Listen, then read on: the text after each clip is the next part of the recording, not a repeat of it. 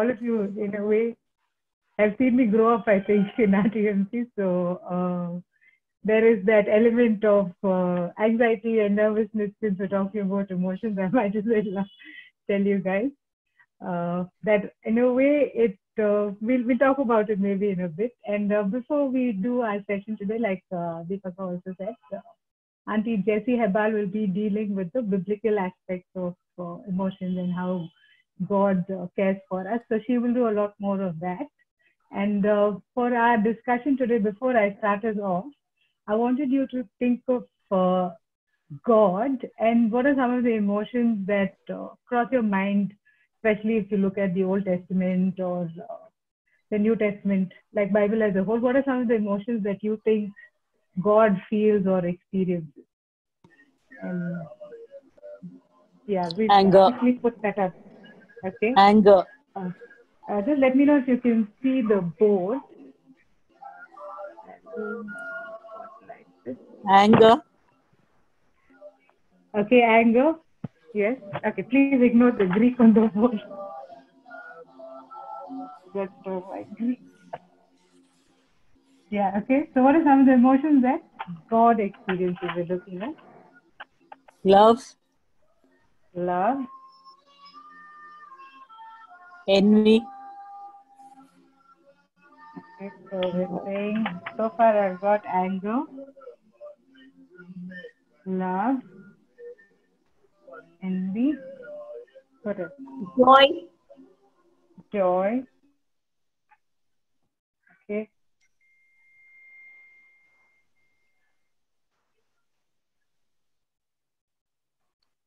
Any other things that come to mind from, it can be both Old Testament, New Testament. Those emotions that we see Jesus. Sorry? Grief. Grief, yes, okay. From Jesus weep, no?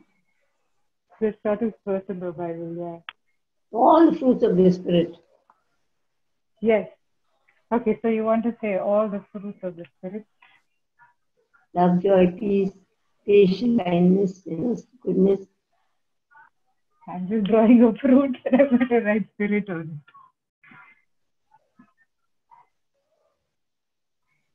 Then love and joy get taken off.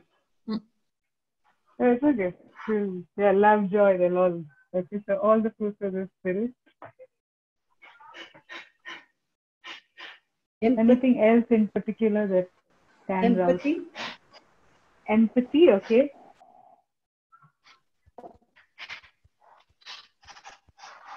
Okay. Empathy. Worry. Okay. Worry.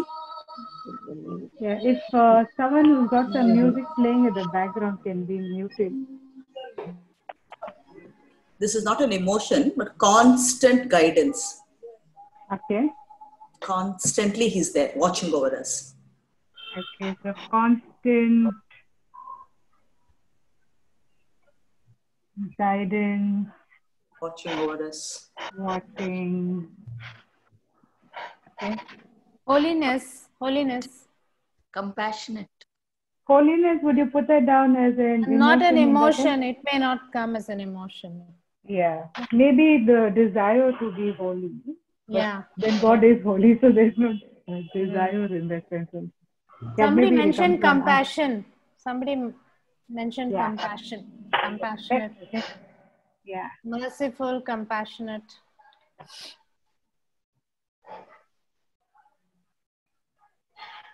Fear. Sorry? Fear. Fear. Yeah. Okay. You want to explain this? Fear? God fears? Fear, like you're being scared of maybe uncertainty or We're looking at God. So in a way, do we say God is fearful? Oh, no. Do we want to? Okay. Yeah. Preeti, Yeah, thank you. Yeah. Can you hear me, Preeti? Yes, yes. Sorry, I don't know who, but yes, I can hear It's you. Gladdy. Gladdy, speak up, Gladdy. We can hear you. Gladdy, Yeah, tell us. no, sorry, I joined in late. So No, these, worries. all these emotions are of God, is it? Yeah, we were just listing down what we can. But envy? We'll come to that. Maybe I'll rewrite envy as jealous. Okay. God is a jealous. But yeah. If you look at it under the context of jealousy or in relation with that, then the Bible tells us that God is jealous and that He will not let His name be shared with another. No. Anything else? I don't think worry also is a correct term, no? I don't think God worries about us. He's watchful. Maybe, yeah. So we'll have to rework this, these words that we've got. I just put down what everyone has said, more or less. For worry, I think you should say concern. Concern. Yeah. So we've got envy. Some of the things that we were going to look at. Okay, so we're saying concerned about us. Okay.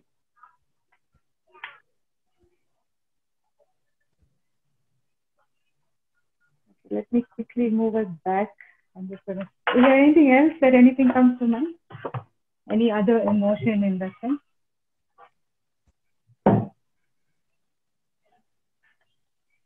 That you associate with God. Auntie Grace, you want to share?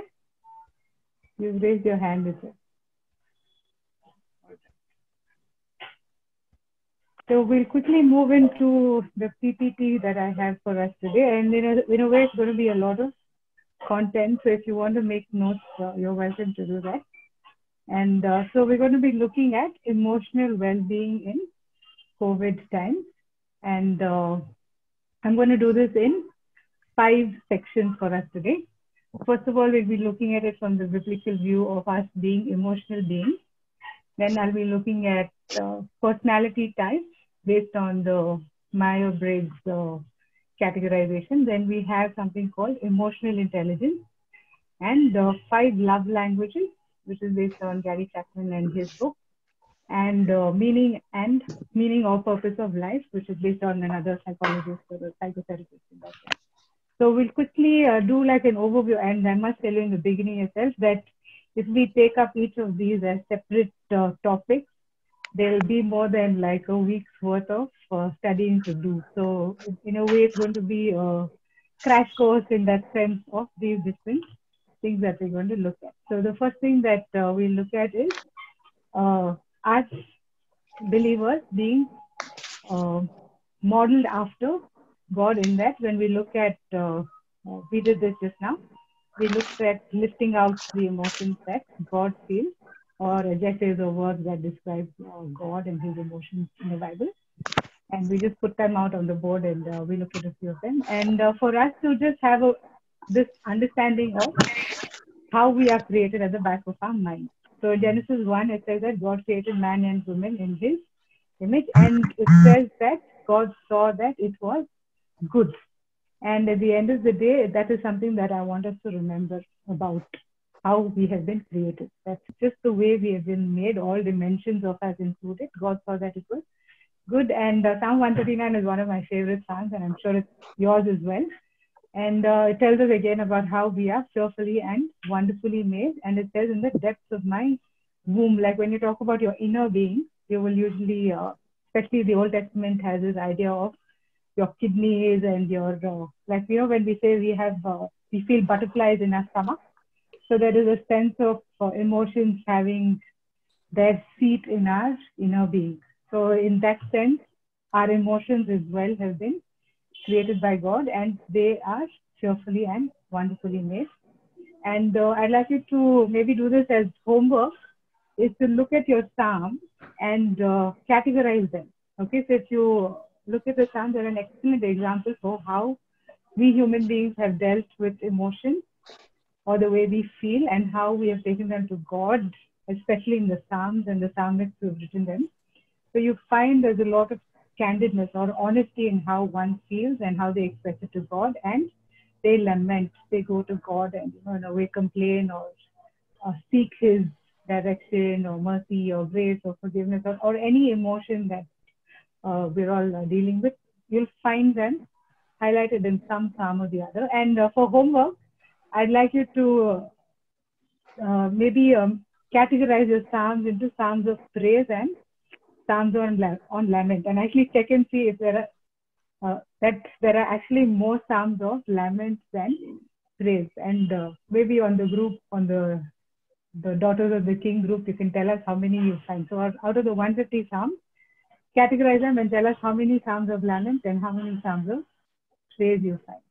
Yeah, and since we're looking at emotions today, if you look at this wheel in front of you, there's a whole range of emotions that human beings, that we as human beings deal with or have to process in that sense. Yeah, so if you actually look at it, and if we actually had the luxury of time to be able to do like a workshop, we could have probably processed through quite a few of them in that sense.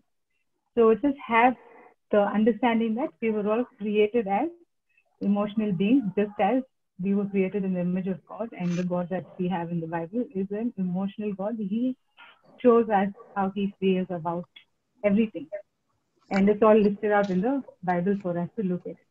So for us now, as people who are currently living in this context of lockdown, what I want us to think about is how can we be attuned to our emotions? Okay, and more or less to ask ourselves the question, why am I feeling the way I'm feeling? Okay, and in a way, it brings us to what we're going to look at. And one of the things that I want us to do is to acknowledge our emotions and remember that all emotions are valid. Okay, so when we looked at that previous wheel, the whole range of emotions that are possibly listed on that, and even more than that, are all valid. Okay, but what is important is that we remember that there is no right emotion or wrong emotion. It is what we do as a result of that emotion that matters. And one of the things that we tend to do as Christians is that we say, no, don't worry about it. God is there. Like, especially when someone comes to us and tells us, I'm going through this or I'm struggling with this. What we will usually hear is, no, don't worry. Like, these blanket statements that we mete out or, dish out in that sense to people, where we say, no, it's okay. God is in control. These are very Christian, these are the right things to say.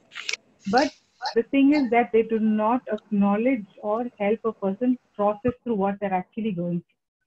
So while it's like putting Band-Aid over someone who needs brain surgery in that sense, because emotions run really deep and we don't really address the deeper issues when we give them these very, we call them motherhood statements in some sense. So they don't really address the actual area of difficulty or the cause in that sense. We don't want to hear. Like sometimes when you're talking to people and say, hi, how are you? And have you walked past people saying, hi, how are you? And you're not even waiting to hear that response. Has that happened to any of you? Yeah, because we just say it. It's become like a way of greeting. Like especially a long time ago when I went to the UK, they say, hi, how are you? And it's like a way of greeting. So and like for us, especially in India, we respond, say, I'm fine, how are you? We do that whole, we pause and have that at least a couple of seconds where we stop and say, okay, it may be superficial, but it's still there. But in the UK, they'll just say, hi, how are you? And by the time I respond to them, they're gone. I'm like, wait, did he just ask me or did I, am I hearing things that, was he just saying hi or was she just saying hi? Then I realized it was a cultural thing for them. They'll say, how are you doing? And they'll just go. It's not like they're waiting to hear about you or how you're doing. So sometimes the statements that we make can become just like just a statement or a greeting. There is no real depth or meaning, or you're not actually looking to help people process through what they're going through at that point of time. So as believers, I would like to encourage all of us to acknowledge our feelings and to note that they're valid and to be aware of them. Yeah, and like I said, the Bible also, when we look at it, an example for us in the current time is anxiety and stress. Would you agree? I'm sure a lot of us on the group, especially if you look, you can unmute yourselves at this point and tell me, what are the most talked about emotions during lockdown and like this whole COVID thing? What has been the most talked about emotion? Anxiety and stress. Anxiety, fear, anxiety, yes, yes. Depression. Depression, yes, yes. The ones that we boldly talk about are fear, anxiety, and maybe stress.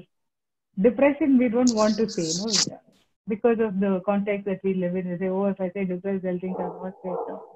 But it is it's in a way to look at it medically, like physically, if your sugar levels are high, you need medication, right, to help you control those things. And depression again is an illness of the mind, and sometimes people need medication to be able to balance the chemicals in the brain that actually bring about like clinical depression in that sense. Yeah, so I'm going to look at an example of, like I said, all emotions are valid. So another way to understand this is sometimes, if you look at the graph over here, yeah, so you see this performance, there's an increase in performance when there is optimum stress, and stress can be a positive thing where you are highly productive, but when it crosses this threshold, it starts bringing down your productivity and your stress levels increase. So you have this phase where there's too little stress and there's like a phase of underworking or underworked in that sense. You have optimum stress where we operate at. And we also have this idea of overworked, too much stress, and then you have burnout where your stress levels are unmanageable, and you also so you have this good stress which is known as eustress, and when we cross that barrier in terms of the midpoint, we move into a phase of distress where you can't manage, and there's anxiety and panic and anger, and eventually even some people even experience like nervous breakdown and things like that. And this also is very physiological because it actually affects you physically. It's not just a mental thing. So in a way, emotions bring about a physical reaction in us. So you have to make sure that you keep both aspects of it. So sometimes we say, oh, emotional, and we think it's only to do with the mind and emotion, but actually it also affects our physical bodies as well. And I'm sure all of us have great stories or experiences to explain that. And for us to remember that since we are created in God's image and our emotional beings like our God is, every emotion has a function. And what is important is that we must learn to align our actions with our passions. And as believers, when you look at it, we must constantly examine our motivations with the guidance of the Holy Spirit. Am I feeling this way? And am I doing this because I'm motivated by passions of the flesh? Or is it because of the Spirit? So that dichotomy comes into play in, especially in how we act or react to our emotions. And the second, just before we go ahead into the second thing, there is this thing called the Johari window that helps us to understand ourselves. So you have this quadrant which is known by others and known by self, which is basically what everybody sees of us. This is the way I behave in public or maybe even in your home. So everybody knows this, and even I know this about myself. You have the second quadrant, which is unknown by self, but known by others. So this is in a way case sometimes where it can be a blind spot. So people know this about you, but you may not know this about yourself. So we look for what we call feedback.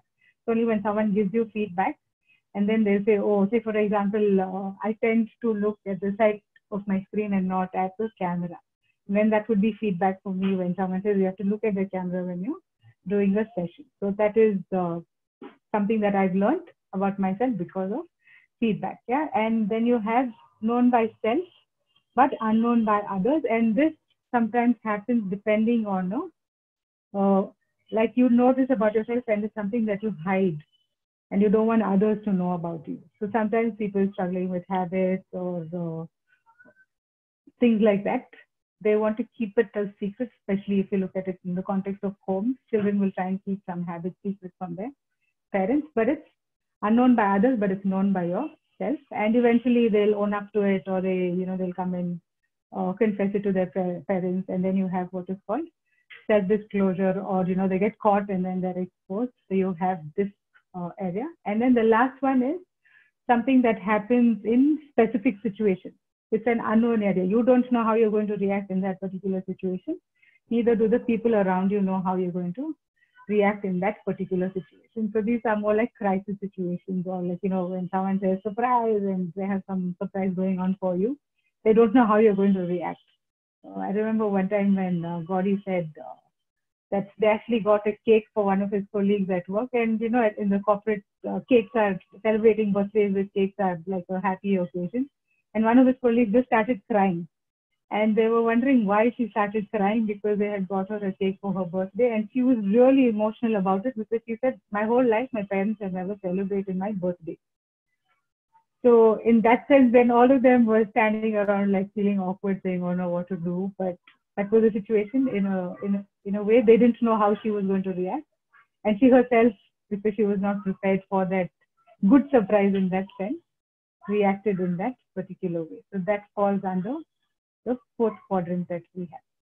Yeah, so we'll be looking now at the personality types that we can look at based on psychology.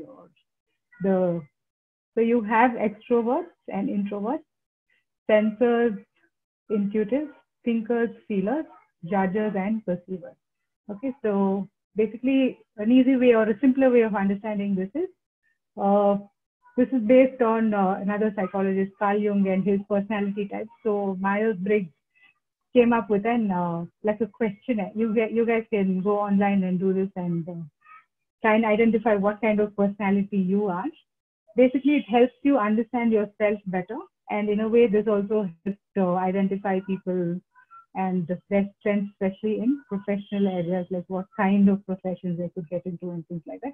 But we'll take it for the basic level of understanding ourselves, in the sense of the first thing would be introversion versus extroversion. So in our homes right now, especially if you take couples, a basic way of understanding introverts and extroverts are, introverts are basically, they feel energized by spending time with themselves. Like they look forward to having quality me time. That is how they refuel themselves, or they feel energized. And extroverts, on the other hand, they draw energy from being in a community. Like say we have this group now. So extroverts will enjoy being in this group and interacting with others and, talking to each other and sharing and things like that. But for an introvert, this experience would be very draining. By the end of it, they will just be like, oh my God, I just want to sit quietly, and, they feel really drained.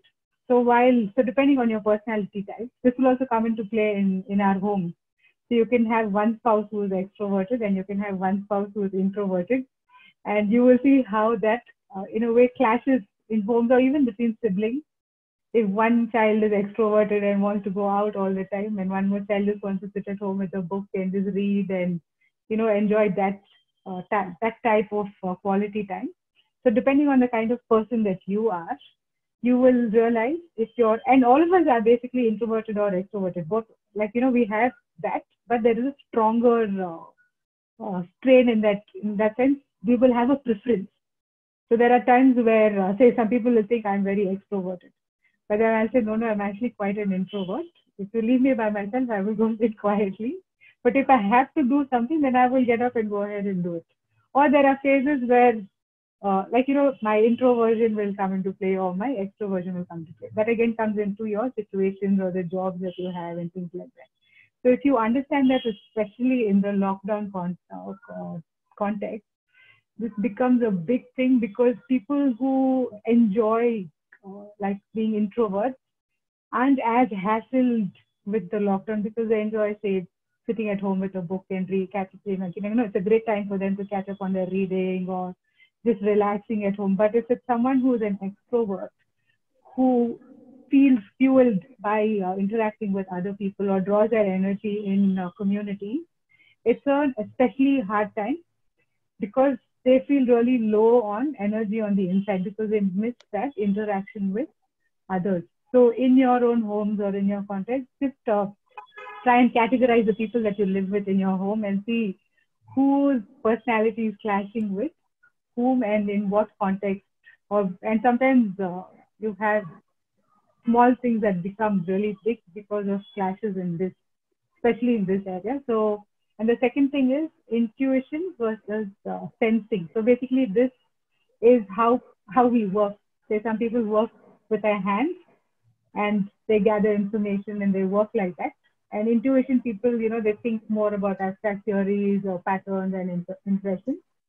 And the third one is third trait of personality is thinking versus feeling. Okay, so people who think, they're logical, they're consistent, and they're very impersonal when it comes to making a decision. But people who fall under the category of feeling, they consider people and their emotions before they make a decision.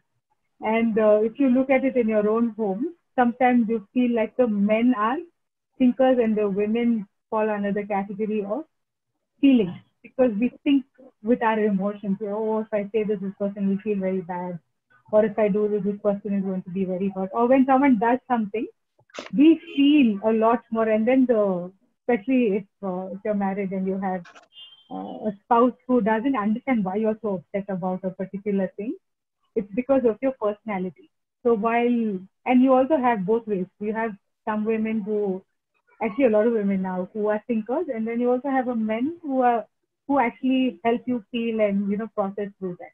So in the general sense, while there may be that categorization of men don't feel things and women are overly emotional, you can have both. And like I said, the categories that I'm giving you, all of us have them, but one will be the stronger one. So if you actually take up that test, it will tell you whether you're a thinker or a thinking person or a feeling person, or like the previous ones that we had, whether you're an introvert or an extrovert. And the final category for personality would be judging and perceiving. So you will either be someone who prefers structure, rigid and firm decisions, or you will be someone who is perceiving, who is open, who is more flexible, who is adaptable, who is open to change. So depending on your personality, you will either be the previous one, where it is you have the introvert. You'll be either an introvert or an extrovert. You'll be sensing or intuition, or you will be thinking or feeling and judging or perceiving. So when you actually go through the test, it will give you 4 letters. It will either be ISTJ or ESTJ or say ISFP, depending on your personality type. You'll be able to understand yourself better. And that again goes back to the Johari window that helps you understand yourself and your emotions and what you're going through and why you react in the ways that you react. And this emotional intelligence is something that is promoted by Daniel Goleman. There's a book called Emotional Intelligence if you'd like to get your hands on it. And he lists out 5 things, which is self-awareness, emotional self-management, motivation, empathy, and social skills. And when you try and understand this, the first thing that you need to understand when you talk about emotional intelligence is basically how we handle ourselves and our relationships. So when you are emotionally aware, or when you pay attention to your emotions and you acknowledge them and you validate them in that sense, and you process through that. And like I said, as believers, we have to keep a check on how we act or react in keeping with what the Bible teaches us. So the first thing under emotional intelligence is that self-awareness. So it turns out to be a moral compass. In a way, it shows us what is good intuition or the things that you should do. And like I said, when we take our personality and us being emotional beings into consideration, you'll be able to be more self-aware And when you are more self-aware, then it leads to the second phase of emotional self-management, which is basically handling distressing emotions in effective ways so that they don't trickle up, so that we don't get stuck and, you feel like, I don't know what to do anymore. But when you are more aware, we're able to handle we are able to handle our emotions better. And we don't literally let our emotions cripple us. And the third thing is the motivation that he talks about. And for us believers, it's basically, what are our motivations? Is it motivations based on the flesh or the spirit? And especially for us as believers, that we do things in keeping with how the Bible teaches us and what it teaches us. And empathy is another thing that we put up on the board. And another way, especially important for believers, is that, like the Bible tells us in Romans 12:15, it says, weep with those who weep, mourn with those who mourn, rejoice with those who rejoice. It's basically a way of journeying with fellow believers and helping them process whatever they're going through. And I'm sure we've all heard differentiations in that sense between sympathy and empathy. Is there anything that comes to mind? When you say sympathy and empathy, how are they different? You can unmute and tell us. Maybe sympathy is having concern for the other person and what that person is going through. Empathy is actually feeling what that person is feeling. Okay. Yeah. So in a way, sympathy is basically from a place of feeling sad or so sad, we say, no? That's sympathy. But empathy is like, they say, no, you put yourself in that other person's shoes and try and understand on a deeper level what they are going through. Yeah. Thanks, Gladys. So the fifth thing that comes up in emotional intelligence is, as a result of this, that you develop social skills. Basically, how we interact with people and how we live in community. When we are emotionally intelligent, when we are more aware and we're more attuned to our emotions and we're able to process them, we interact better in community or even at the workplace in that sense. And 1 Corinthians 12:26 also reminds us, when one part of the body is affected, the rest of the body is also affected. And it also is a great reminder for us that when we live in community, that we live lives that show empathy, or are actually more than the superficial kind of relationships that we have.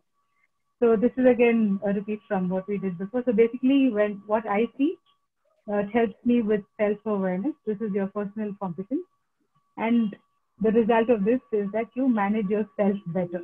So what I do is self-management.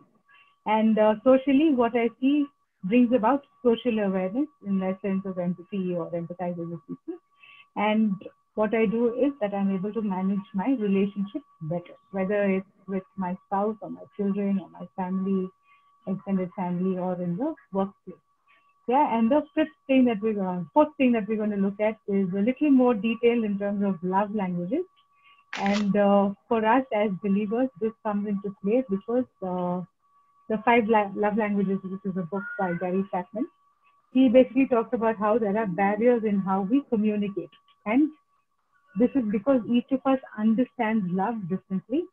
So it's not that there is no love, there is love, but it is misunderstood. And just as we look at, say, English or Hindi or Kannada or Tamil, Telugu, Malayalam, any other South Indian languages that I've missed, a language is basically a way of communicating. Like when we look at Ella and like when we're trying to get her to learn, like now we're trying to get her to learn the alphabet or to read or to write.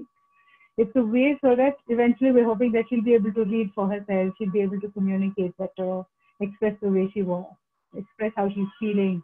So it's basically to help equip her in that sense to use language better. And for us today, I'd like us to understand love as a language, basically in how we express ourselves as well as how we receive love. So basically it's a way to see how we express love as well as how we receive love. And so Gary Chapman lists out 5 of them.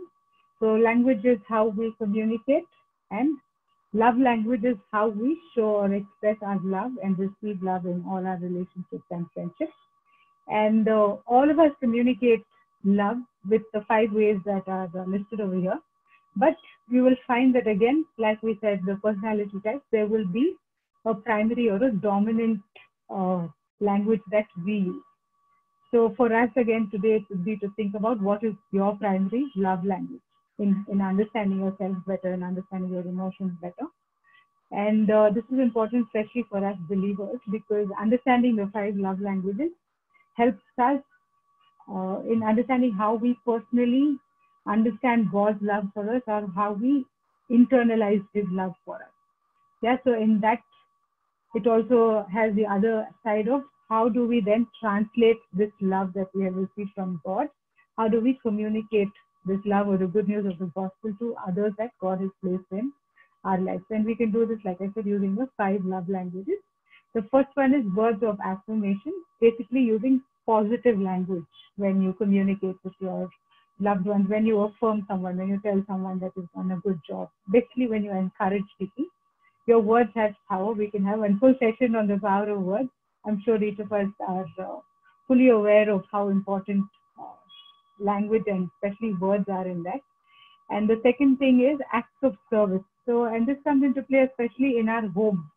So when your mom is making breakfast for you, or you as a mom are making breakfast for your family, it's a way of you showing your love to your family. So whether it's breakfast, lunch, or doing laundry, or just making sure that things are okay in your house, it's a way of us showing our love through acts of service.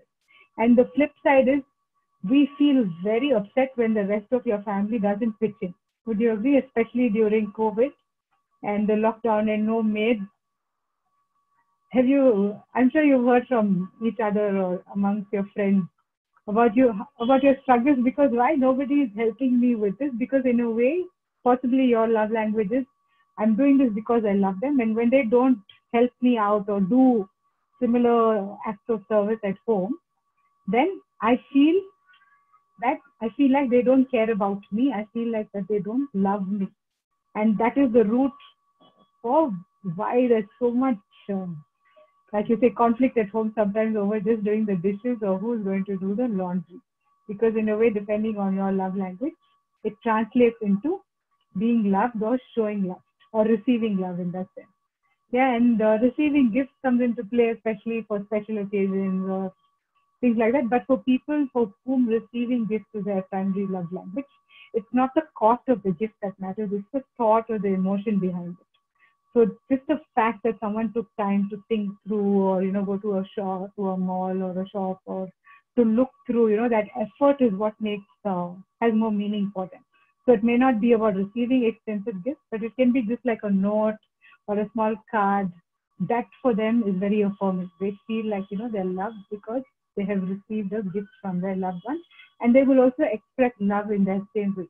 So if somebody loves someone and if their primary love language is receiving gifts, they will also give gifts to show their love for that person or their appreciation for that person in their life. And quality time comes into play, especially in families where there are younger children or just children, where we say, that the child doesn't want your gifts, they want your time. And that comes into play because children understand love not simply with the gifts or the best toys that you give, but in the kind of quality time that they get with their parents, or even between spouses. Sometimes, there are arguments at home saying, oh, you don't have time for me, you're only working, and especially because of lockdown, there is no person going away from home and you having your me time and you're in each other's spaces, or that person who used to go to work would have their me time away from home. But now with the lockdown, everyone's in each other's spaces and tempers are flaring and you don't know what to do because of the situation that we all find ourselves in. It's new to us, but just understanding and in a way trying and processing with your loved ones, see which is their primary love language. Is it quality time? Is it acts of service? Is it words of affirmation? So not only in how you express yourself or how you would like to receive it, but for both. So, and usually Gary Chapman is done for couples, but it's more relevant now in homes because literally we're all in each other's spaces, and sometimes you don't know why the other person is so angry, but it's because their love language is very different from how you understand it. Yeah. And the last one on that is physical touch in the sense of physical intimacy, not just between couples, but this comes into play again within homes, just a hug or a kiss on the forehead, just holding hands, things like that. That means a lot more to some people than having all the other things being done for them or as a way of expressing their love for someone. So like I said, it can just be sitting next to each other and watching a show. Just the fact that you're physically next to each other is a reminder to them that this person is actually taking time off to show me that they care for me, that they love me, that they want to just sit with me and just spend some time with me.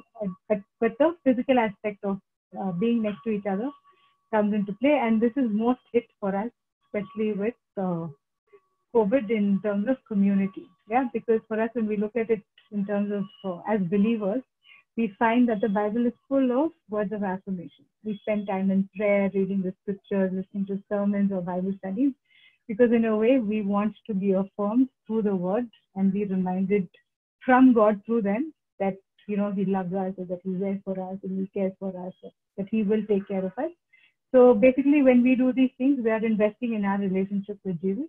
We look forward to being affirmed and encouraged through scripture. And when I'm saying encouraged through scripture, I'm not talking about these like motivational sermons, feel good, not that, but pure Bible-based scripture and sermons in that sense. Yeah, and the second love language, that was acts of service in community. It's important for us to remember as believers that Jesus came not to be served, but to serve, and that we also express our love for community through how we serve them. So whether it's our family or the local church, that we do acts of service. And receiving gifts again is biblical in the sense that we have received the gift of Jesus, and we have the Holy Spirit and the gift of the Spirit, which is available for all believers. So in that sense, God communicates through these love languages to us. So whether it's words of affirmation or acts of service or receiving gifts, for us in turn is, are we gifting of our time, our resources, and our talents to the Lord? Are we in a way showing or reciprocating that love that we have? And the fourth and the fifth thing is quality time. The believer, for us believers, the emphasis is on Bible study, prayer, seeking to hear from the Lord, and seeking to hear His still small voice. And that comes under the category of quality time for us. And physical touch, like I said, as believers, this has been the most hit because we're not able to meet in churches or like, you know, for like say WSCS or like, you know, go away for a retreat. We're not able to do that. But still, we're finding ways to connect with each other and just to reach out to each other and make sure that, like the song says, no, that we continue to seek after God, and says to get a touch from the Lord is so real. If you draw nigh to Him, He will draw nigh to us. And the final thing that we're going to look at is basically finding meaning of purpose in life. And this is from one psychoanalyst or a psychotherapist who writes about logotherapy. And basically he says that as long as we have an answer to the why of life, we will figure out the how of life. And at the end of the day, this psychologist was basically an Austrian psychotherapist, and he was a Holocaust survivor. So he basically went through the Nazi camps, and he was at Auschwitz, and he lived through all that. And then he writes a book about it called, there's a book, basically he comes up with this thing called logotherapy, and it says that it's through a search for meaning and purpose in life that individuals can endure hardship and suffering. And this is especially true for us as believers, where we keep seeking after this meaning and purpose in life, but from God. And in that, he says that everything can be taken from a man except for one thing. And he says the last of the human freedoms is to choose one's attitude in any given set of circumstances. So irrespective of what situation or what life may throw at us, how we respond to it, our attitude in the midst of that cannot be taken from us. It is something that we have control over. And for us as believers, it's important that we remember that our purpose in life is to glorify God and reflect Christ in all situations and circumstances. And we've gone through the 5 aspects of emotional personality and purpose of life, or the love languages for us for today. But in the end, I'd like us to think about these three things that we see in the Bible. So you have creation, in that we're all emotional beings, and we have the fall. And in a way, as a result of the fall, we can either stir emotions, where we throw it at other people, like Saul threw it at David. We can hurt other people with our emotions, or we can suppress them because we don't want to deal with the emotions. We're in denial about them. We can put it up. But what we can do is, like I said, acknowledge them and validate them in keeping with the Bible and with the help of the Holy Spirit. And like the psalmist, that we acknowledge them candidly before God and respond externally with emotional maturity. I'm hoping that with these three or with these 5 aspects that we've seen, that in a way that we will grow and be more emotionally mature, so that it doesn't become a way where we just listen to our emotions, but we actually talk to ourselves and help us process those emotions based on scripture and affirming gospel talk. Yeah, so a few things that we've come to the end of my presentation. So that was a reminder for me as well. So how then can we do this? So holistic self-understanding, because we are created as emotional beings from the first one, and understanding our personality types based on the Myers-Briggs, and being emotionally intelligent. We can be aware of our emotions, and with the guidance of the Holy Spirit, we can keep a check on our actions or reactions, and especially in how we manage our stress and anxiety levels. Yeah, and the fourth thing that we looked at was the love languages that we have, that we communicate with. And it's important for us to identify our primary love language and that of our family, and that we then communicate our love and care for them and self more effectively, and that we enjoy a deeper relationship with Jesus and fellow believers in community based on these love languages, where we show our love or our care, our concern for those in the wider community. And the final thing, like we said, was finding our meaning and purpose in life through Christ. Yeah, living lives that bring glory to God and to invest in eternity, both in ourselves as well as in the lives of others that God has placed in us. And I'd like to leave you with this image of a ship. It says the ships don't sink because of the water around them, but ships sink because of the water that gets in them. Yeah, so don't let what's happening around you to get inside you and weigh you down. Thank you, and any questions or comments? Thank you. Right? Yeah, and in fact, let me just tell you, I know there are many elderly women here in this group. Some of them I know as well.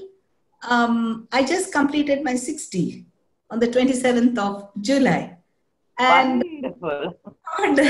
God enabled me to bring out a small book of testimonies, because it's all about His story. Okay, whatever you said, Sister Janet, it's not about me, it's about the Lord, because it's His story in my life. And so the book is titled His Story, a Tapestry of My Life. And I'm ever so grateful to God for who He is in my life. So with those words, I thank you so much for inviting me to be part of this retreat. I know after a long time, I'm seeing the RTMC women here, but it's a joy to be with you all. And this was God's doing, I believe. And so we commit this session to Him and ask Him to speak to us. Shall we look to the Lord in prayer? Lord, our Heavenly Father, we bow down before you this evening. Even as we are sitting here, Lord, gathered like this on this platform, we are so grateful to you because we are still in the list of the living.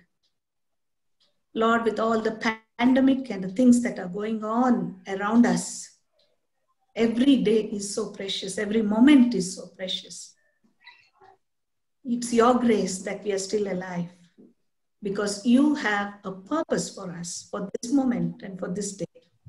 We do not know what holds tomorrow, but Lord, we know you have kept us here alive for this moment, because you want to speak to us. You want to nudge us towards what you want to accomplish through us. even as we sit around like this, around your word, Lord, I pray, speak to us, speak to me. It's not my word, Lord, it's your word that you laid on my heart. And so, Lord, be glorified in and through all that happens here. Open our ears so that we can hear you clearly. Open our hearts so that we can obey, Lord, your word to be fulfilled. And the new path that you have chalked out for us, help us to walk in it so that you will be glorified. Towards that end, I commit the entire session. Let there be no glitches as well with the internet issues and things. All glory belongs to you. In Jesus' name, amen. Amen. Okay, are you able to hear me clearly? Yes. I know this is Yes. this is the new normal. This is the new normal. And so we need to keep asking, okay, if I get stuck, if I get frozen, please tell me, okay, so that I can change the internet as well. Okay, I'm so glad I was listening to Preeti speak about the emotions and the feelings and the love languages and our personality. Wonderful, Preeti. Thank you. Yes, that is how God has created us, right? He has created, we are actually, let me tell you, we are a unique creation of God. We are created in His image. We begin from there.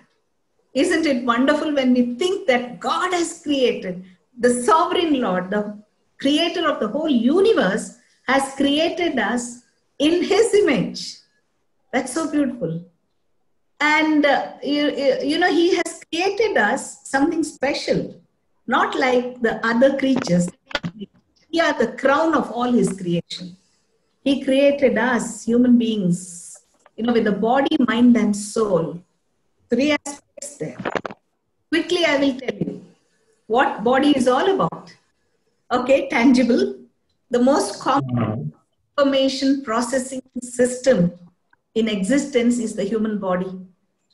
You know, this is amazing when we think of it. It's an complex information processing system in existence. It's the human body. In fact, till now, of course, scientists have gone through many things, discoveries, inventions, this, that, but then they cannot compare to what God has created. Human body performs incredibly complex functions on a daily basis, isn't it? And this is actually an evidence of a very intelligent designer and a creator. Psalm 139, Preeti also brought it out. And it says, you know, how fearfully and wonderfully you have created. And I love that verse because it says, even before our parents could see, it was God who saw us being formed in our mother's womb. In fact, He has seen us even when we were just a substance over there. Many of them don't attach any meaning to that substance. You know, in fact, some of them go to the extent of taking out that substance, killing it, not realizing that God has seen that substance, unformed body. The frame was not hidden from Him. That's the miracle of the great designer. He has created our bodies. And this body experiences the 5 senses. Okay, this is like elementary teaching. Sight, smell, hearing, touch, and taste. You know, if I can, I'm so sorry I'm on this Zoom platform. I tell you, if I was there, really, I would have pinched one of you. And I would have loved to hear you cry. Or somebody would have pinched me and I would have cried out in pain. So what am I saying? Our bodies experience pain. Doesn't it? When we fall or somebody beats us or when we put our hand in something hot, we cry out in pain. Our bodies experience pain. Then God has created us with a mind. Now what about this mind?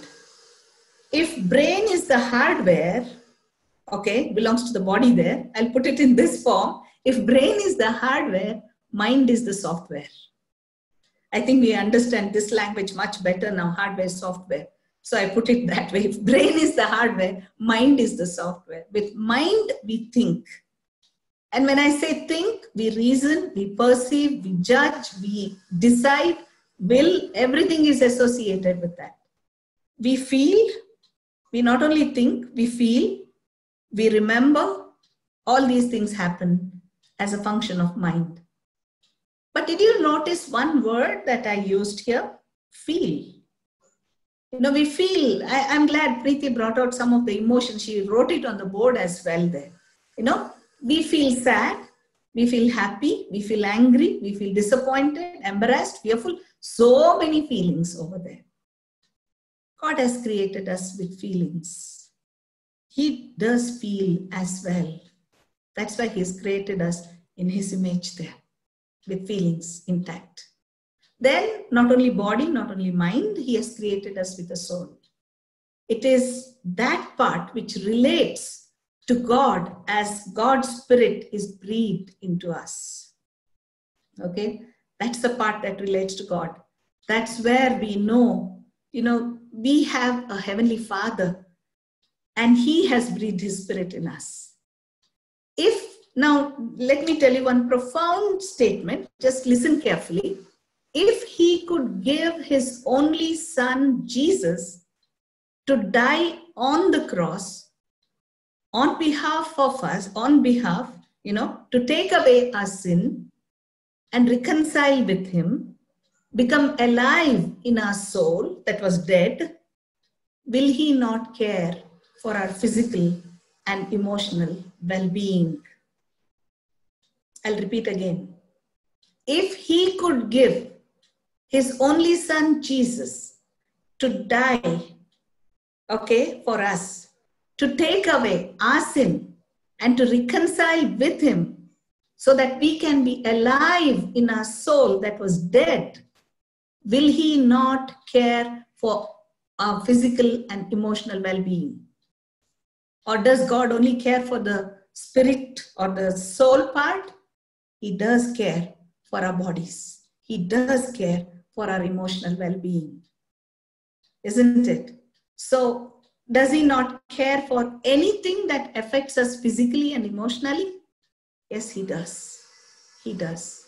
And so this evening, the topic that's given to me is, how does God care for us in our emotional low times? How does God care for us in our emotional low times? That is what we are going to meditate upon. Okay. I'll just quote a few people here. David. Okay. I'm not talking about any David whom you know. Of course, you know this David very well from the Word of God, from the Bible. Okay. King David. You know what he says in Psalm 42 verse 5 and Psalm 43 verse 5? Both are, one after the other, but both are verse 5 only. Why are you downcast, O my soul? And why are you in turmoil within me? And who is this who is saying? King David. Oh, we can't imagine King David in his palace and with everything, on his side. Can he say this? Why are you downcast, O my soul? What about Elijah? 1 Kings 19:4. You know the whole experience that he went through, the mountaintop experience. Then suddenly he hears, this is Queen Jezebel going to kill him and everyone else, right? And then he runs for his life. And in verse 4 of 1 Kings 19, he says, it's enough. It's enough. Now, Lord, take my life. These are profound words. I'm telling with much burden because many people nowadays use this so casually. And not only using it casually, but they mean it and they end their life as well. It's enough. Take my life. I want to end my life. This was Elijah's words, the great prophet over there. What about Solomon? King Solomon, the wisest king ever lived. He says everything is vain. Without telling his name and who he is, if I just had told everything is vain and asked who had said this, anyone, who had not heard about Solomon would say, a man who is very depressed would have said this, right? Man who is feeling very emotionally low would have said this, but this is, expressed by the wisest king, Solomon. Everything is vain. Did Jesus express that he was going through emotional pain? That's an interesting question, right? Did Jesus express that he was going through emotional pain? Maybe one of you can unmute and say, did he? Did he? Hello? Yes. Yes, he did. He He did. You know, in John chapter 13, verse 21, John chapter 13, verse 21, you know what he says there? This is in the upper room setting. Let me take your mind there. Upper room setting, everything is finished now, washing of feet, everything. Okay, and there was one person dipping his hand in the same bowl, but soon after that, he was going to betray him. And at that moment, Jesus says to all his other friends over there, you know what he says? He was troubled in his spirit, is what the word of God says. He was troubled in his spirit. And he said, truly, truly, I say to you, one of you will betray me. He was troubled. He was so troubled in his spirit because one of them was going to betray him. Jesus did express. A lot of people from wealthy to poor, educated to uneducated, go through emotional pain. Emotional health actually is measured by feelings of contentment, happiness, joy, etc. Correct? And if these are not there, happiness, joy, contentment are not there, if it's absent, then we say, I'm feeling emotionally low. I'm feeling emotionally low. On a scale of 1 to 10, sisters, I'm giving you a scale now of 1 to 10. Where would you rate yourself about emotional pain that you're going through right now at this moment? Just think of it. Sometimes it's scary. On a scale of 1 to 10, where do I fit in? If 1 is low and 10 is high, where do I fit in? Yes, at one point or the other, in one situation or the other, we all have experienced the emotional low. Right? We have to accept that fact. So we begin now. I've got a few things to tell you this evening. Does God help us in our emotional low times? We begin with, what are some causes of emotional pain? Okay, and I want each one of us to relate and ask, okay, honestly, this question.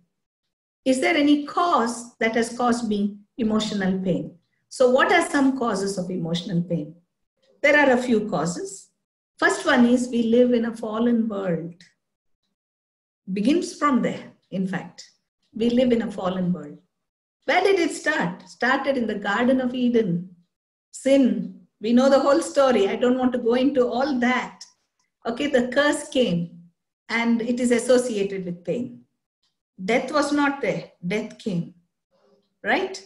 And with that, we have seen in this whole world from then, death, calamity, pestilence, destruction, every other work because of the fallen world.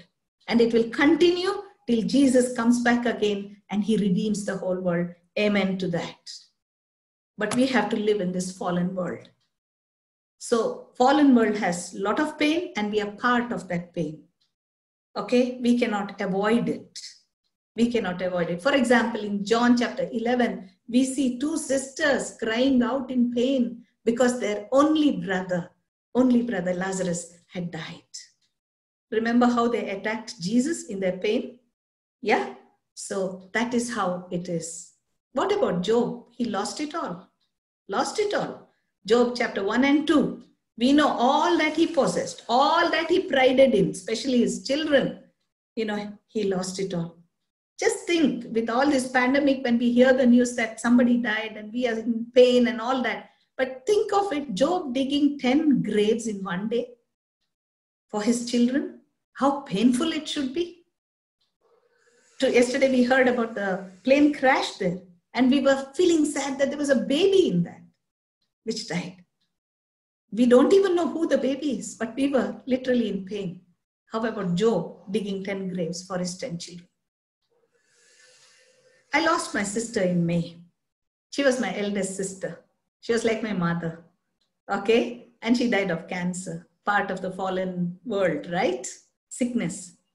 And I tell you, that's so traumatic for me. Even when I remember her now, I'm still in the grieving process because she was very close to me. All of us have experienced this kind of pain because we live in the fallen world. What about the second one? What's the second cause? The second cause is the choices that we make. How about that? Set aside the fallen world because we are not in control of that. But what about the choices that we make? That is in our control, right? There are choices that are not right and not healthy as well. That can cause a lot of emotional pain. For example, what about prodigal son from the word of God? Made wrong choices, right? To take his father's money, run away, spend it on wrong things, and then sitting among the pigs with that kind of stress on his mind. What am I doing here? A choice that left him with emotional pain. What about Solomon?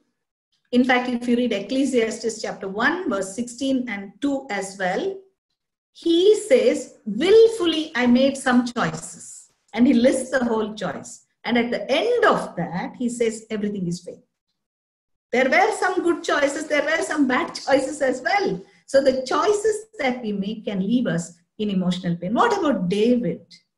One look at that woman took another step, and then he wrote Psalm 51, where he says, where's my joy?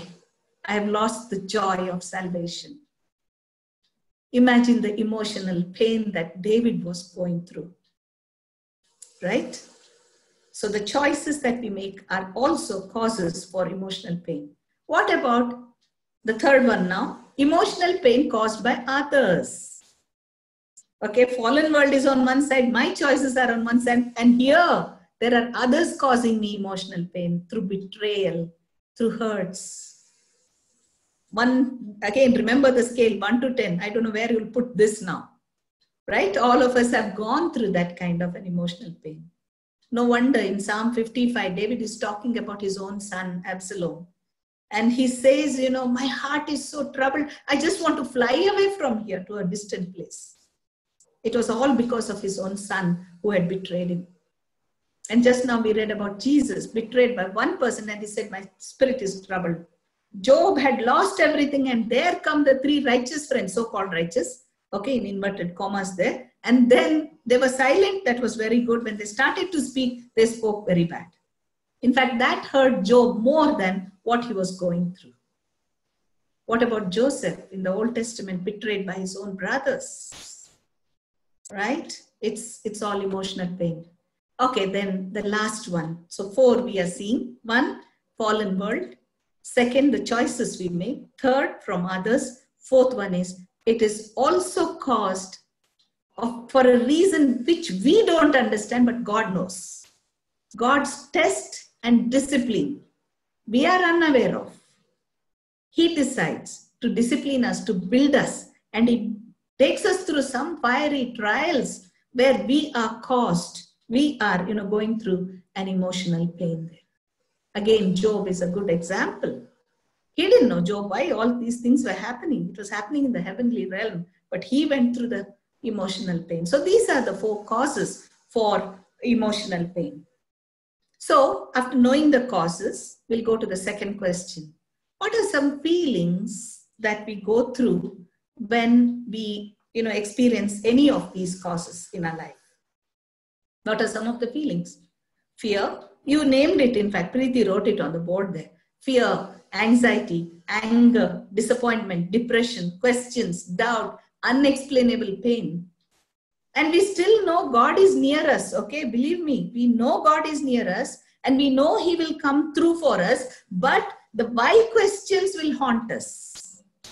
The why questions will haunt us, like how Job experienced. Job chapter 1 and 2 are very beautiful, where he says, God gave, God took, praise be to the Lord. And then he tells his wife, foolish woman, why can't we take bad from God when we are taking good from God? All good there. But read from chapter 3. You will understand the feelings that he went through. His why questions are there. He did not curse God, but he was expressing his feelings, what he was going through. So these are the feelings that we go through when we experience emotional pain. Now coming to the third important question. First, what are the causes? Second, what are some feelings? Now the third question is, how does God help us? That's an important question, right? How does God help us? And that's the focus of today's meditation. Okay, let me ask you one question. Does God help us? That's little silly, right? We know that God helps us. In fact, 1, so familiar to all of us. What does it say? Where does my help come from? He looks to the mountains and he says, where does my help come from? And he himself answers. What is it? Maker of the heaven and earth. So beautiful. God helps. God helps. But how does he help? Different ways. So we are going to see this evening 6 ways how God helps us in our emotional low. Okay? First one. He exhorts us, in fact, exhorts us to look back and remember his deeds in our lives. Anytime you're going through an emotional low period, stop and just look back and remember his deeds in our lives. You know, my mother's favorite song was Count Your Blessings. Name them one by one. Anytime you're in emotional low time, just stop, think about the blessings that God has done in the past that will help you move forward. That's what God exhorts us in many places, but I'll pick up from Nehemiah chapter 4:14. You know, there was a huge thing that was happening, building the wall, and a lot of crisis happening over there. And at that point, you know, God speaks through Nehemiah and he says, do not be afraid. Do not be afraid. Remember the Lord who is great and awesome. Remember the Lord who is great and awesome. Sisters, please, just remember what the Lord has done in the past. The same Lord is with you. He is God with us. He is the great I am. He will help you. So he exhorts us to look back and remember his deeds. Second, he does not stop us from expressing our feelings. He doesn't stop us from expressing our feelings. Some of us may feel at times, oh, if I tell, you know, like I'm feeling like this, God may punish me. Many of us have those doubts. Or God may just, you know, not answer because I'm expressing what I'm feeling. You know, yesterday I am now taking care of the students in our, the courses that we are running. One of the students was disappointed with something and she was expressing. She said, ma'am, this. And then she suddenly stopped. Ma'am, is it wrong for me to say all these things? I said, no, please go on. I want to hear what you're feeling. Sisters, let me tell you, God also says the same thing to us. Express your feelings. What did Job do? He expressed his feelings. In fact, at the end, when you come to chapters 31 and 32, Job says, now I rest my case. Now I rest my case.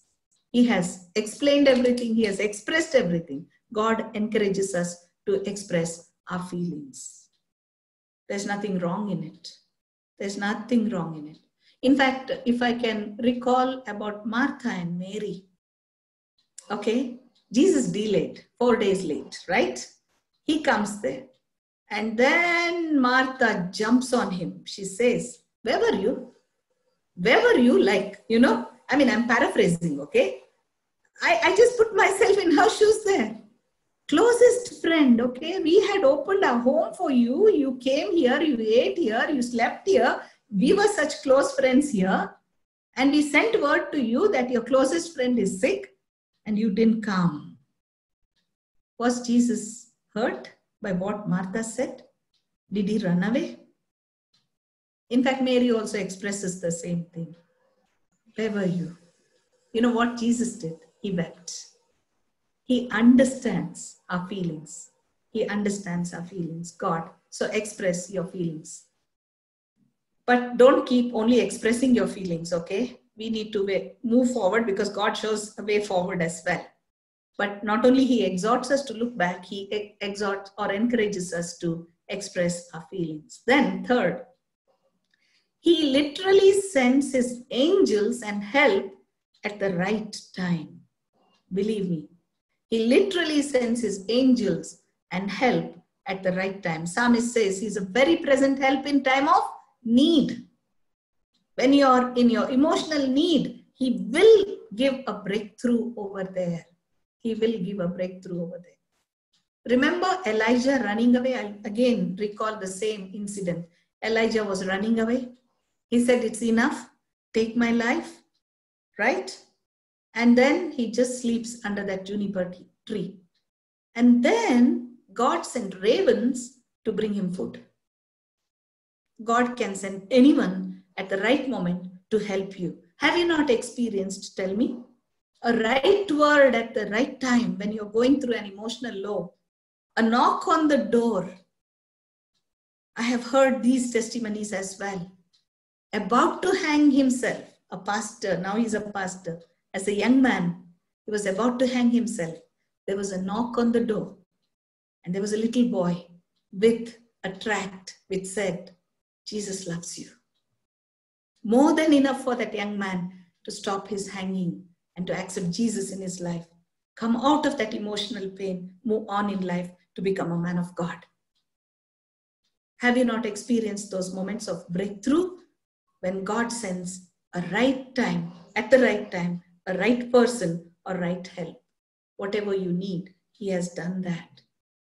So let's not forget, our God is capable of doing that as well. Yesterday, in fact, day before yesterday night was a little traumatic for us. There was a young girl at our doorstep at around 9:30 in the night. We were just shutting off the light and getting into our bedroom. And the doorbell rang. And at that moment, I got a phone call. And so I came into my bedroom and my husband opened the door. And there this young girl was standing. And this young girl I had counseled about 3.5 years ago. That was the only time she has come to my house from Matikere, imagine. And she's here at my doorstep in the night all alone. And you know how she has come? On 3 bikes, hitchhiked with men. She just couldn't take the pressure at home and she's just right there at my doorstep. And I asked her, where's your mom? She said, I didn't tell my mom. They don't even know where I have come. Imagine. And I just was shocked when I heard she came with 3 men on different bikes. And my husband also saw one bike drop her right in front of my house. And I called the mother. And the mother said, just give her to the police. At least let them keep her in the lockup there. She will learn. As it is, the girl is going through a huge tension. And on top of that, there are no one to help you. But God used us. God used us to, one second, I'll admit Janet. Yeah, God used us, to help her reach back home safely and we could work out certain things. I'm telling you, God just brings people, his angels, to help us. Okay, then the third way, how God helps us in our emotional low time. Not only he asks us to look back and move forward remember his deeds. Not only does he send his angels and he allows us to express our feelings. The fourth thing is he wants or makes us to take the step of faith. Remember this, he makes us to take the step of faith. Sometimes help just doesn't come. We have to work as well. That is what God expects. Otherwise what happens in our emotional low, we start to have that pity party. I hope you know the word pity party. We want attention from everyone. And for every small thing, we will say, ayo, right? One little emotional pain and then we put a reel around it, in fact. And then we start to open that reel, like the film reel, pity party. No, God doesn't want that. He knows. He wants you to exercise your faith. He wants you to take the step of faith. And that's why God works in different ways. Let me tell you from 2 Kings chapter 4. Afterwards, you can read it. 2 Kings chapter 4, verses 1 to 7. There's a widow, young widow, whose husband was from the prophet who was with Elisha. And he died. And so here is a young widow with children. And the debtors, the husband had left a lot of debt as well. So here is a woman who is physically tired because she has to give back the debt there. The debtors were at the door threatening her to take the children away. She is emotionally drained.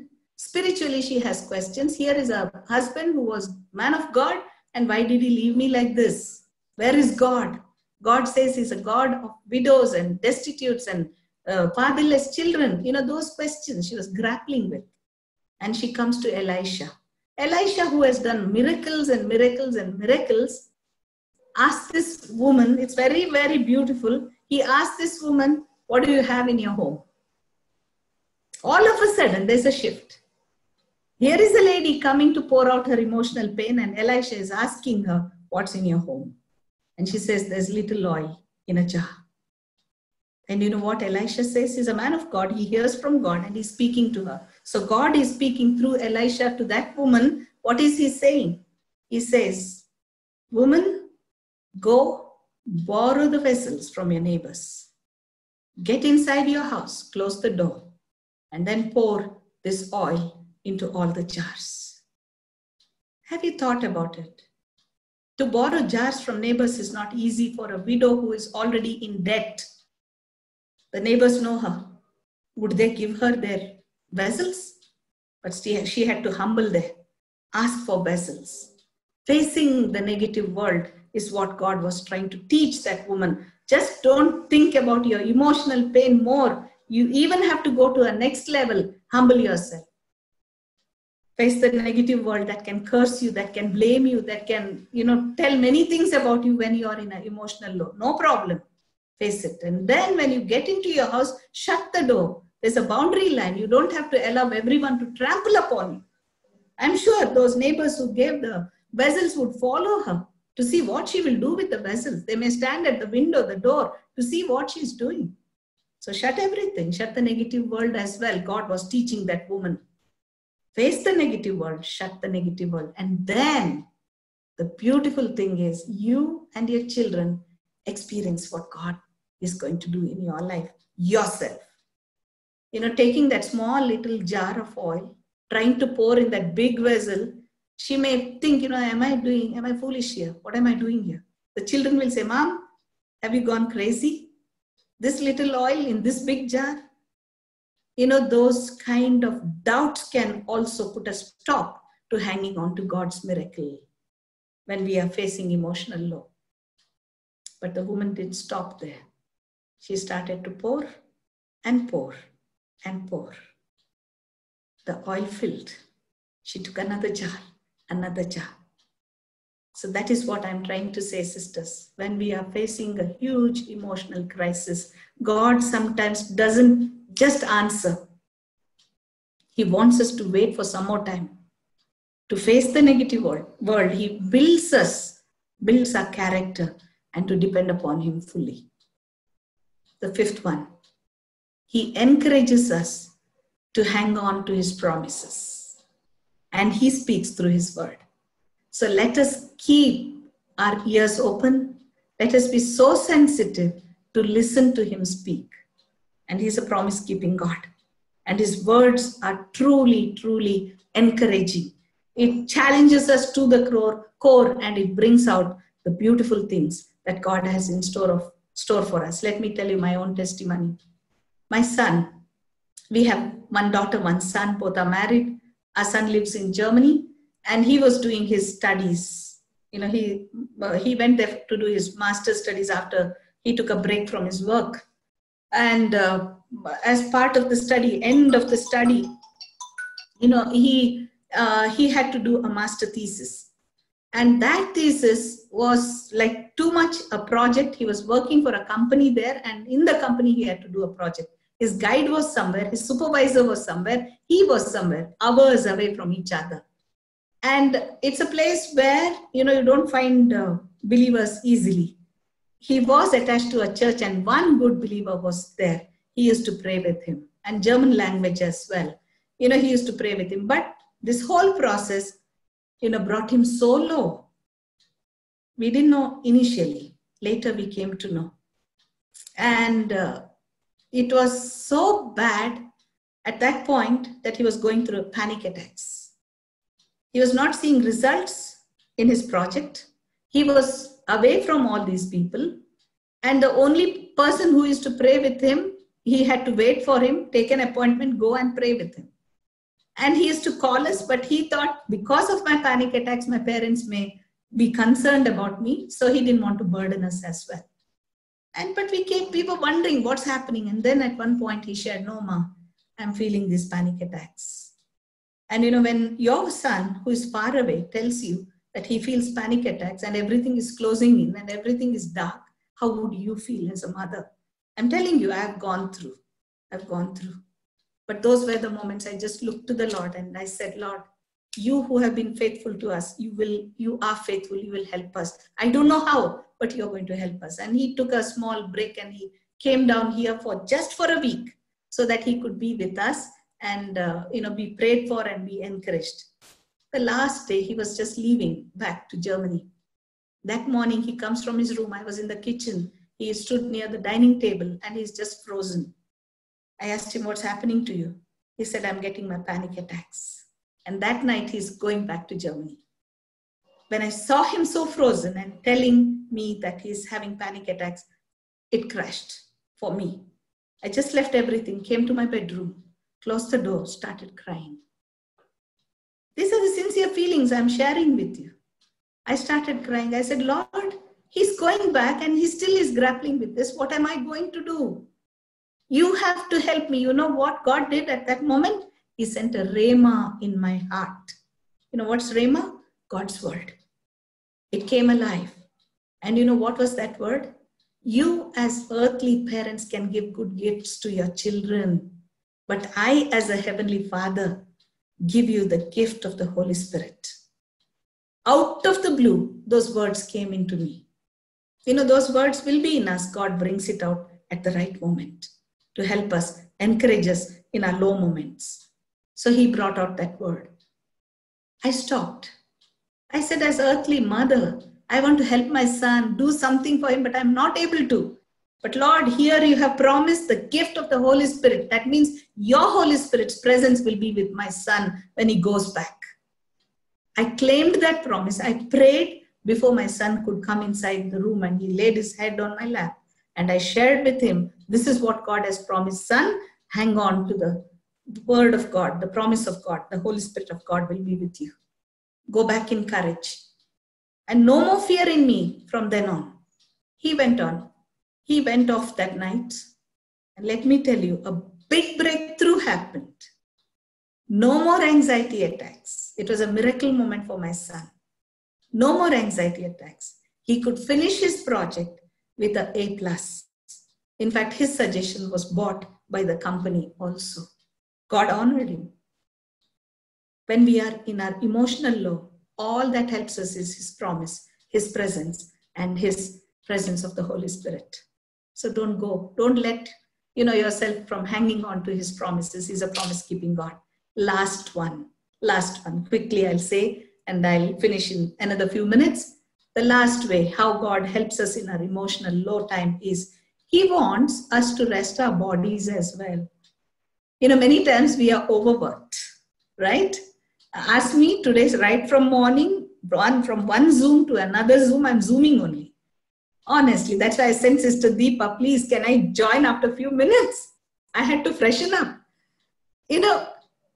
At times I think I'm doing something good, but that good is not good enough. It's not what God wants. He wants us to rest as well. Because when we are too tired, we cannot sleep. And we are so weary that we cannot take pressures as well. And what did God tell Elijah? In fact, when he said, it's enough, Lord, I want to die. What did God do? He allowed him to sleep. Remember? Under that juniper tree. Beautiful. He slept. He got up. Food was ready. He ate. He slept. I wish somebody would cook for us and we can sleep like this. Right? Yeah? Pray for that. Maybe God will send food also. He has done that for me. I remember. Okay? Fine. So he wants us to rest our bodies as well. So how does God help? We have seen 6 ways. I don't want to reiterate again. Don't want to go ahead, again back. But I will go to the next and the last question. 4 questions we have dealt with today. What are the causes for emotional pain? And then we have seen what are the feelings that come out. Then how God helps. And the last 4th question is, how do we appropriate his help? How do we appropriate his help? Simple. 3 things only. Philippians 4:4-8. We know it. Very familiar verse. Philippians 4:4-8. You can write it, read it later. It starts with rejoice in the Lord. I say rejoice. So stop being anxious. Are you able to hear me? Am I frozen? No, right? Okay. Yeah. Stop being anxious.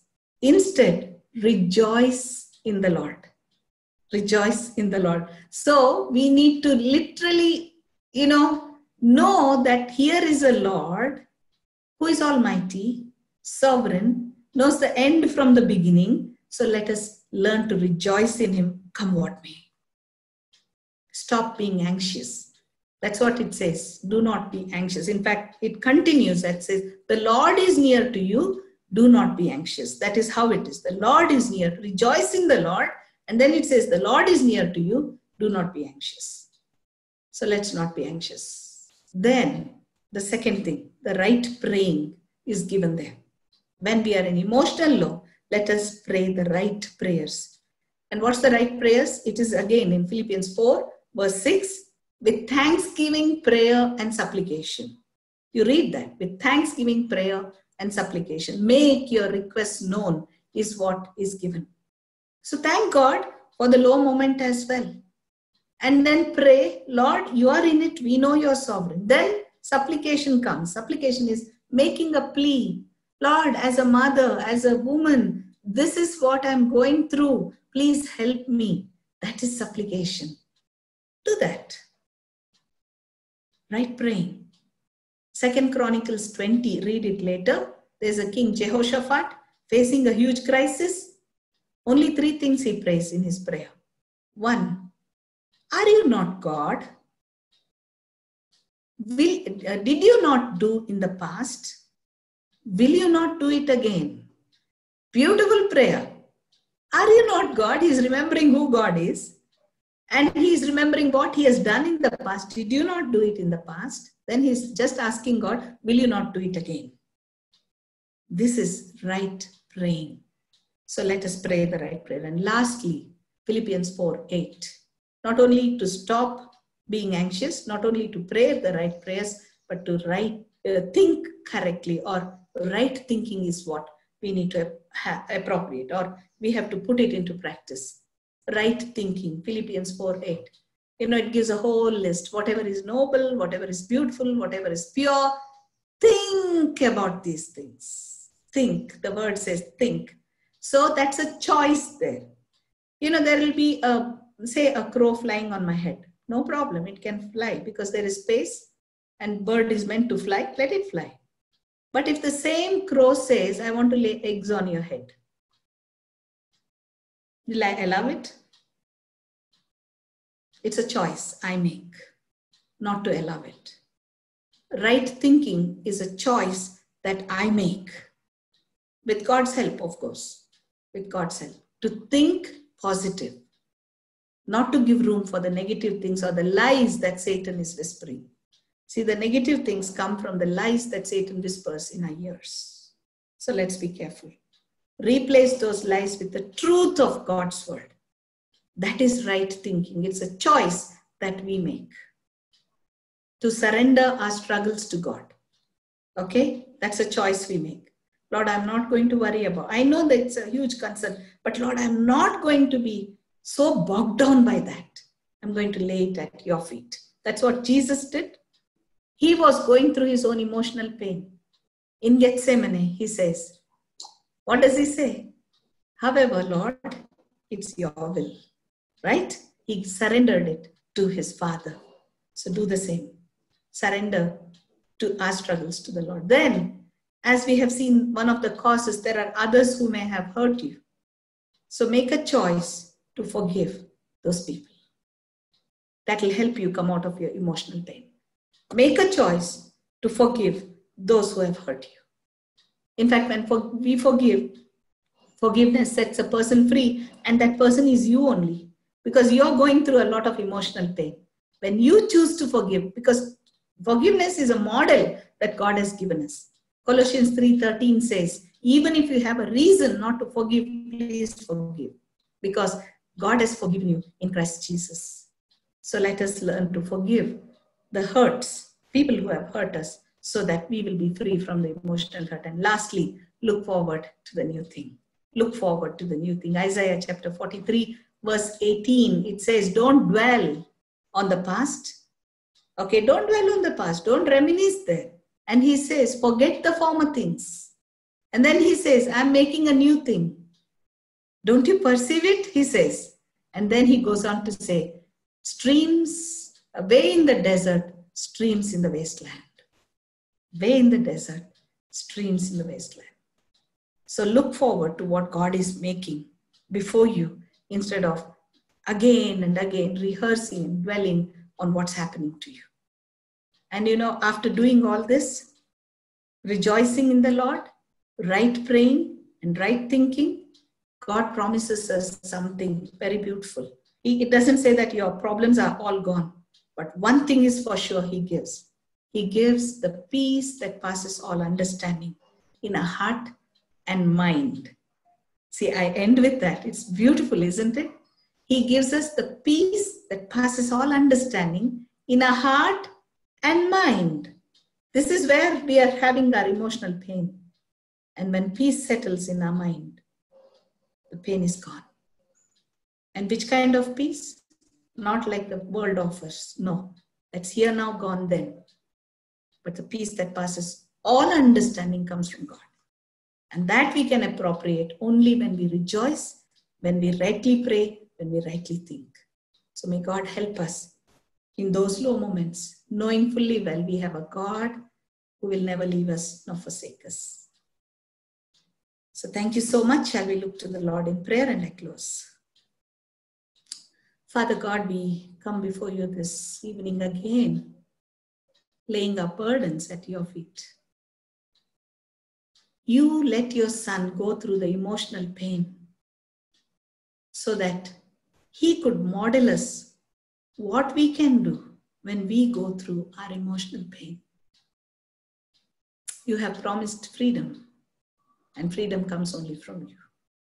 So Lord, we lay our struggles at your feet. We lay every burden that is entangling us, stopping us from running the race. Looking to you, the perfecter of our faith. Looking to Jesus, the model of our faith. We can run the race with your help. I pray for all these lovely sisters here. I don't know who is going through what, but you know. So Lord, I pray you come through for them. Give a breakthrough. Show them from your word. Help them hear your voice so that they will be encouraged in their spirits and look to you. In Jesus' name I pray.